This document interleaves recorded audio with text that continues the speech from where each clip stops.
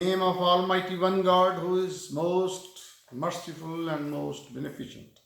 We are talking about role of students in us, role of Muslims in establishing educational institutions of higher level. Today we will talk about Al-Azhar, Cairo. Al-Azhar, the famous University of Cairo, which has already completed more than 1,000 years of its existence, is at present the oldest and second greatest university in the world. For centuries in the past and even during the present time, it has the reputation of being the biggest and the most important university of the Islamic world, with an enrollment of more than 10,000 students. Al Azhar University was built by the Jubair al Khatib al Sakili a year after the occupation of Egypt by Fatimids. It was opened for services in July 972 AD. Several Fatimid rulers made addition to it. Al-Aziz Billah, whose period was from 966 to 996 AD, added to an academy where higher education was imparted. Al-Hakam, whose period was 996 to 1020 AD, made further addition to the building for teaching purposes as well as made endowment to meet its annual running expenses. Makrizi II gave an account of adoption of Al-Azhar's name, which according to him is derived from Al-Zahra, the origin of Fatimid. During the Ayyubid regime, certain changes and additions were made in the status of the institution. But it was Malik al-Azhar Babers who is credited with making Al-Azhar a great seat of learning in the East. He made extensive addition to this building. The last great Mamluk ruler, Kanesh al-Ghori, whose reign was from 1500 to 1516 AD, built the two towered monarchs. The later Khadvis also did much to maintain the higher reputation of this university. The poor student receives all sorts of financial help from the endowments and the state quicker. The Mongol devastations had affected all seats of learning and cultures from Baghdad, Persia, and Turkestan. Hence, students flocked from all parts of the Muslim world to Al Azhar, which was the only great Muslim institution left in the world. The university encouraged its students to earn a part of their expenses from other sources and carried on vocational training programs. Now we will discuss about Turkish institutions. The Ottoman caliphs didn't lag behind their predecessors in their efforts for the advancement of education in their territories.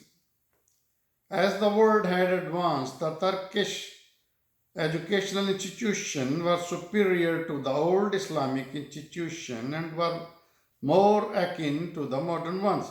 All such educational institutions were controlled by the state. Hence, they had better management. The system of Turkish education was rather more political and practical and aimed at producing good citizens and able servants of the states. The institutions were controlled by some universities or board of education.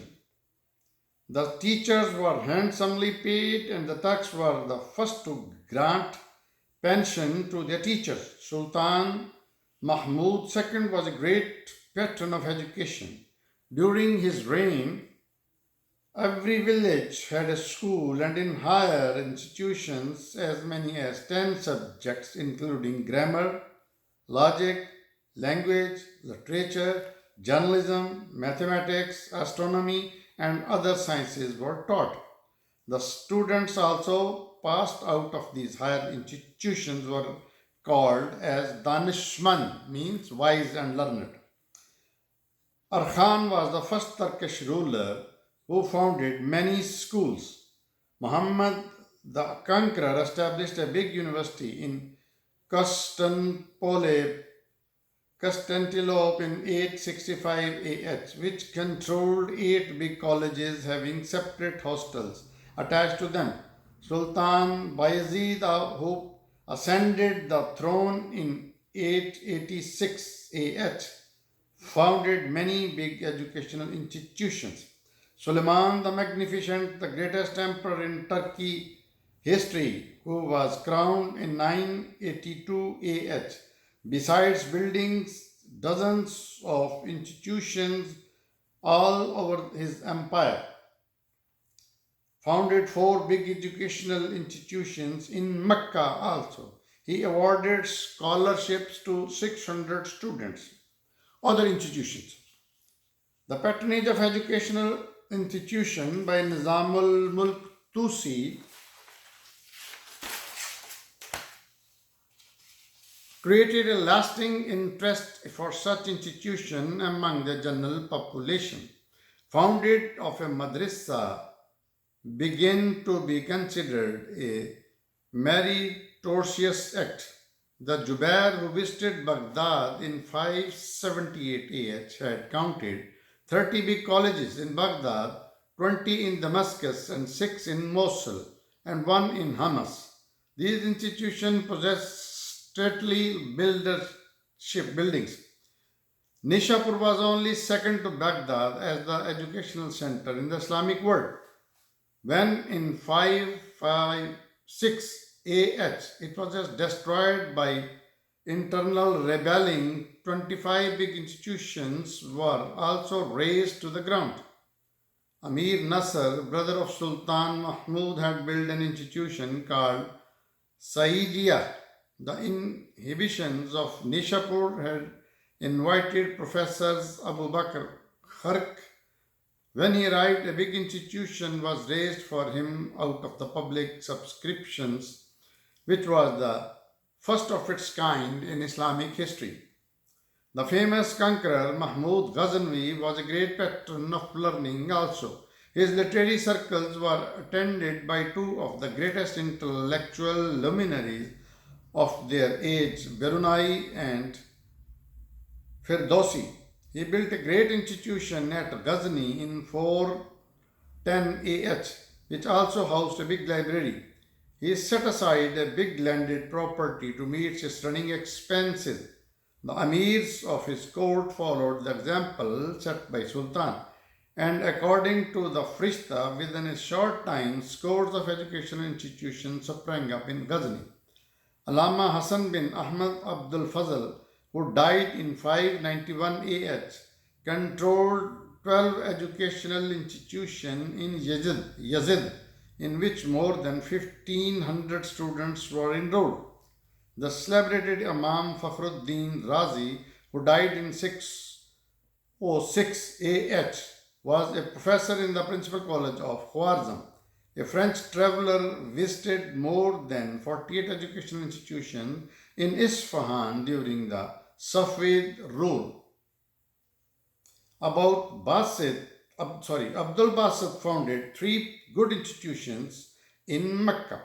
Malik Ashraf, a member of Karthaka dynasty who ascended the throne in 778 AH, built a big college in Mecca which had 72 rooms and a big hall in the center whose roof was made of marble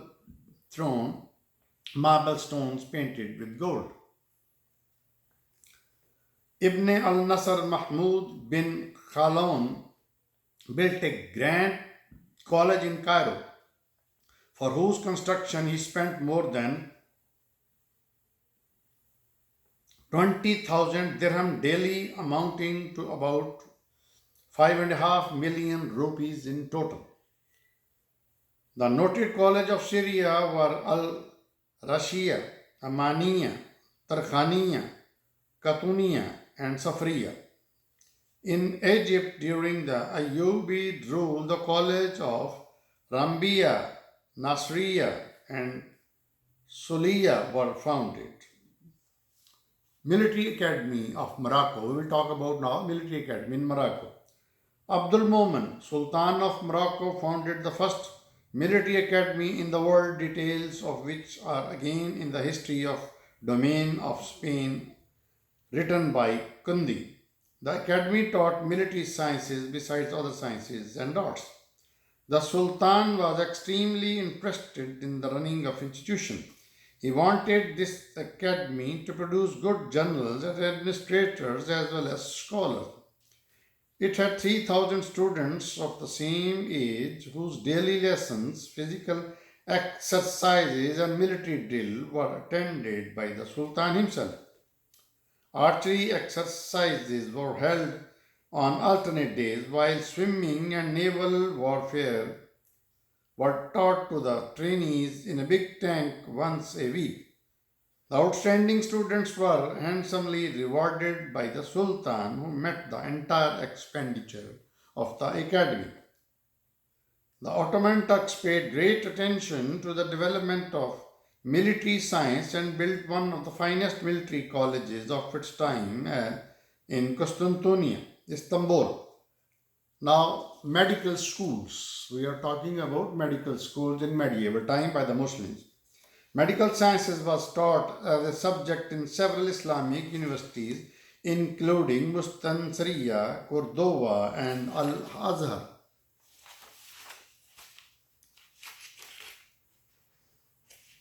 Imam Zakaria Razi, the eminent physician of the Islamic, taught medical sciences in his Bimaristan, an institution in which he dealt with both the practical and theoretical sides of the medical science. According to Gibbon, the first school of surgery in Europe was founded in Salerno, a city in Muslim Sicily. The Hajj or annual pilgrimage to the Mecca was also been of much educational value, and people learnt a great deal from the learned scholars who resided in the Mecca. Thus, Muslims were the torch bearers of the civilization's learning and education during medieval times and procured the necessary link between the ancient and modern civilizations. The oldest Christian universities of the Bologna, Paris, Montpellier, and Oxford came into being in 12th century, writes Legacy of Islam. The first Arabian university in the Europe owed its origin to Muslim learning. So we conclude our lectures of educational institutions built and raised and supported by Muslim rulers. Please keep on watching my channel, Dr. Abu Abdullah.